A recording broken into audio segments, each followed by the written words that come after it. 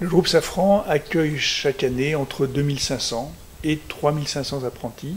3500 sont les bonnes années, mais à peu près voilà, le standard c'est de l'ordre de 3000 personnes qui sont accueillies en apprentissage et qui vont pouvoir découvrir tous les métiers du groupe.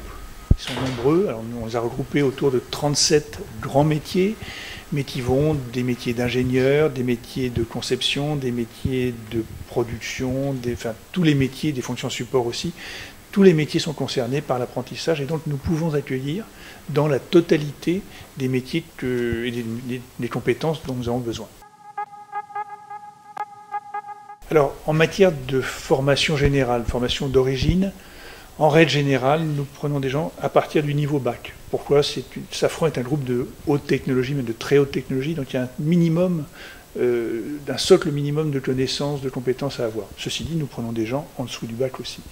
Et puis après, ce dont nous avons avant tout besoin, ce sont des gens qui sont curieux, qui ont envie de découvrir quelque chose, qui sont motivés, qui sont ouverts. Il ne faut surtout pas venir en traînant les pieds, ça c'est le pire qui puisse arriver. En revanche, si quelqu'un est motivé, s'il a envie de découvrir un métier, s'il a envie de découvrir l'aéronautique et le monde de l'aéronautique, c'est suffisant. Après, la voie qui a pu être choisie au début va bouger, va se modifier, les personnes vont découvrir d'autres aspects du métier. Au début, c'est normal de ne pas savoir, c'est normal de se tromper, c'est normal. Après, effectivement, il faut ouvrir ses yeux, il faut ouvrir ses oreilles, il faut ouvrir sa tête, son esprit, et puis voilà, se laisser porter par ses envies et par sa découverte. La plupart des apprentis qui sont passés chez nous, qui ont envie d'être embauchés, à condition évidemment que tout concorde, pratiquement un peu moins de 1 sur 2 est recruté en CDI après sa période d'apprentissage.